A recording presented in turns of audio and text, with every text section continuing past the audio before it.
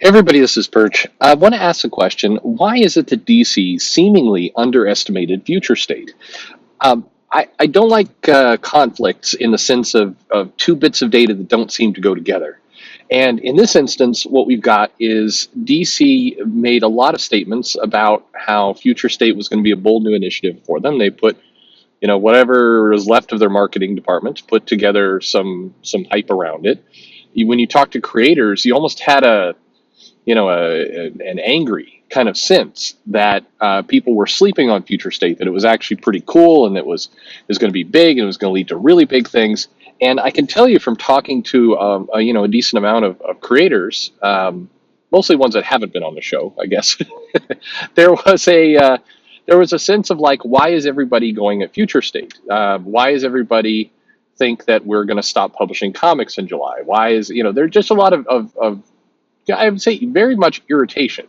Irritation that they're having to answer these questions, irritation that there's perception out there that DC was struggling or in trouble. Now, while this is going on, of course, DC has two layoffs and a bunch of relatively high-profile names we know are let go. What's curious, and it's having more time has gone by now, and thinking about this topic. Um, Layoffs happen all the time, all over the place. It's layoffs are common, and this idea that they hit comics and they hit people, maybe that's what makes it a little bit more unusual for people. It's in Hollywood you don't like see actors get laid off. In sports you'll see players get traded or other things, but you don't see like nobody comes in and like lays off a quarter of the football team because they're financially not pulling in ticket sales. It's just so maybe that's one reason why this seems to be hitting home a little bit more, because it's names you recognize but not people you work with. You don't have the context of the office. I don't know. All I know is there were some layoffs. That's bad news. People get removed.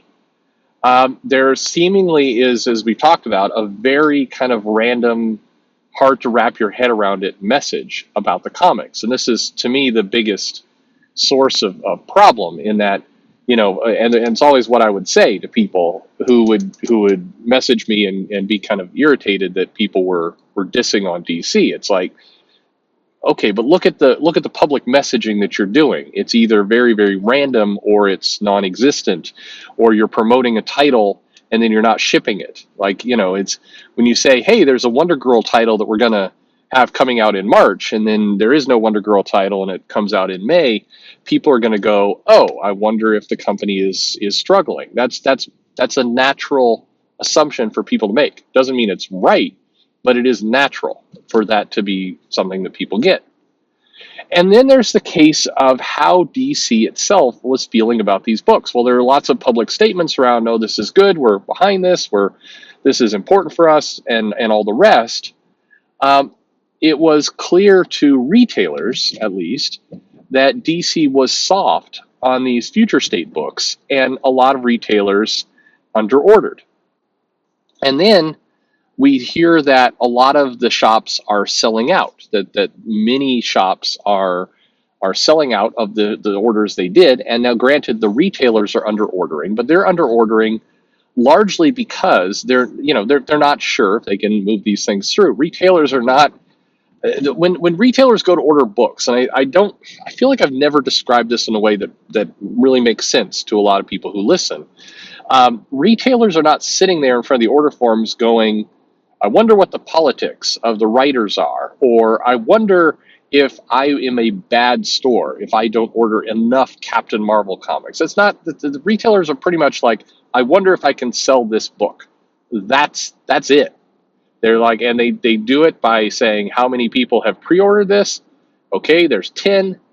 There's some buzz about this book. I've heard a bunch of people kind of curious about it. Normally, I would order 5 for the shelf, but I guess I'll order 10 for the shelf. So 10 for the pull boxes, 10 for the shelves. I'm writing a number 20 here in this box, and that's it. That's how they. It's not much more complicated than that.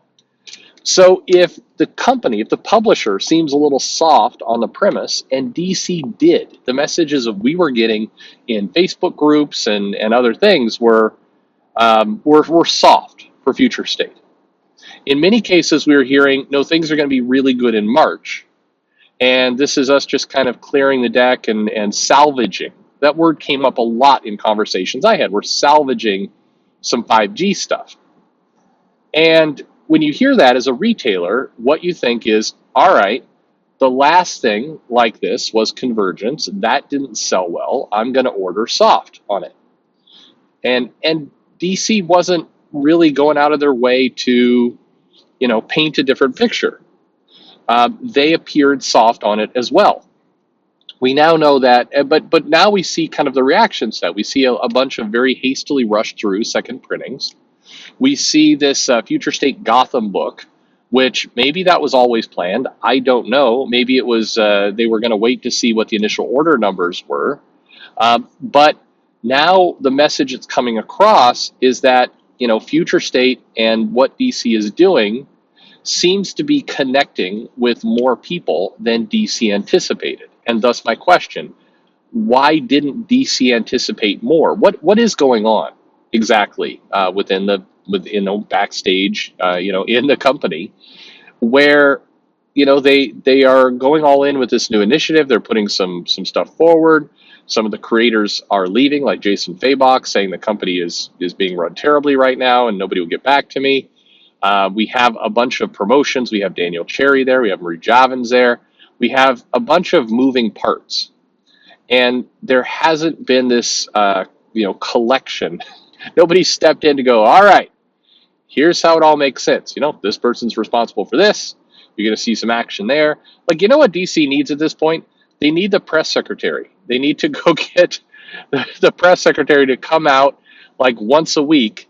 Actually, this would be a very good idea, frankly, for any publisher. Once a week, hold an open Zoom call with retailers. Make it so your password, in, so you don't just get kind of random trolling, and make it so you can kick people out if you get craziness. And say, there's a half an hour section here. You show up, you ask questions, we'll answer them.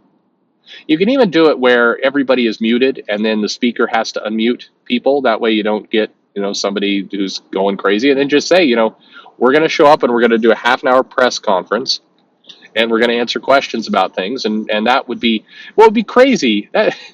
It's funny. I'm just talking, and I stumble on this in my head. It's ridiculous how successful that would be for retailers and gaining trust in the market. It would be insane how this very, very simple thing would actually cause a lot of benefit. Come in, do a half an hour, like, hey, we're going to do a Q&A, gate the access, you don't get craziness. And then, at the end of the half hour, be like, okay, meeting time up. I'll see you again another week. And just doing that, it would be insane, the amount of goodwill. And now granted, you'd get like, I don't know, somebody from Mile High or Brian Hibbs or somebody would show up and want to, shout at you for being a sociopath publisher or whatever else. And here's the thing, you don't unmute those people. It's like, I don't need to take questions for you. And the questions would be really boring, but it'd be things like, hey, you said Wonder Girl series coming out. When is it coming out? And maybe the press conference woman's going, I'm thinking about the last two presidents here. So I say woman, it could be a man, it could be anybody. Could say, hey, I'll have to get back to you on that, and then we could make jokes about it. I don't know. Anyway, regardless, I'm off track here. Something odd went on there because DC, from all signs, did not feel very great about future state. Despite that, it sold more than they expected. Again, not a smash success, but it sold more than they expected. They're now kind of, it feels like, again, from the outside, maybe this is always the plan, but if it was always the plan, then it was a terrible plan, because the output, what we're all seeing on the outside, looks very chaotic. So you don't make a plan to look, unorganized and chaotic. You try and avoid that. That's why you make the plan in the first place, so you don't look unorganized and chaotic. But anyway, you make the plan, and it feels like a lot of people at DC were taken off guard by the relative success of future state. And all things considered, this should be good news. This should be, hey, we didn't think this was going to do that well, and it turned out it is doing well, and bonuses for everybody. Let's hire back some of those editors. Or at least hire some new ones. Let's get some more staff in here. Um, it's curious. It's very curious because it has all the feeling of kind of snatching defeat from the jaws of victory, in that you had something that maybe you didn't think was going to do that well. It's doing better than you thought. You should take this moment and like seize on it and like use it to propel yourself forward. So granted, getting some more titles in the mix, announcing you got more things coming out in July. Great, good for you. But it's time to fix the chaos inside the company and start getting the benefits from what you've done. You actually have created a world where potentially there's a benefit to you. And I harp on this, and I probably will then give up on this topic a little bit. Last year, DC comes, the pandemic hits and DC scrambles and they get additional distribution options and they take more control in their own hands and they shake up the industry. And they're like, okay, we're going to be out in the market faster. And we got this death metal event that's going to immediately go out. It's going to be big. And then we got Joker War as well. And that's going to be big. And we've got some big things coming out. We got Wonder Woman, a movie coming out where Marvel can't put out the movies. We got a bunch. DC keeps doing things that give them advantages or give them potential benefits. And then they seem to fail to capitalize on those things. And so here we are again, where Future State is turning out to not be the shit show that many were predicting. And they are selling comics, and they are getting some interest. And so, what next?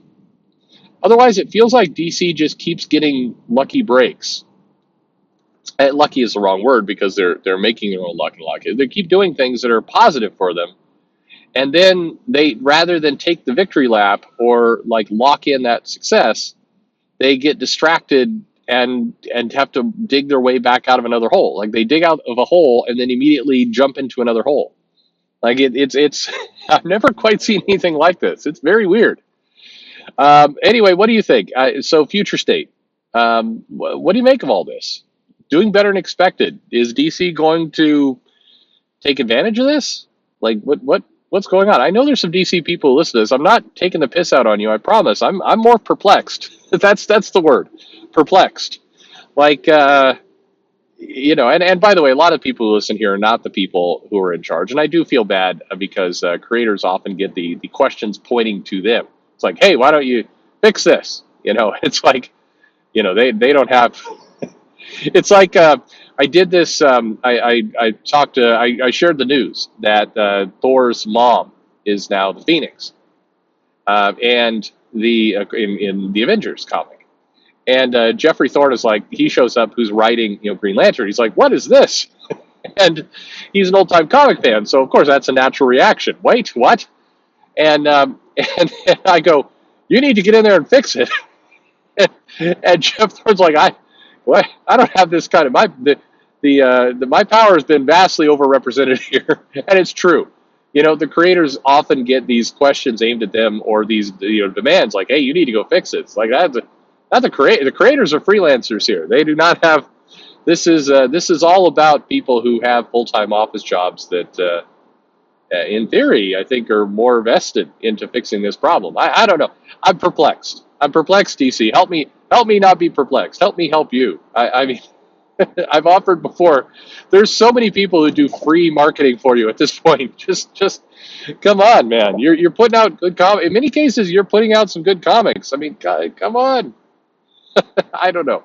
Anyway, like and subscribe, follow me, all those things you can find in the description. And thanks for listening.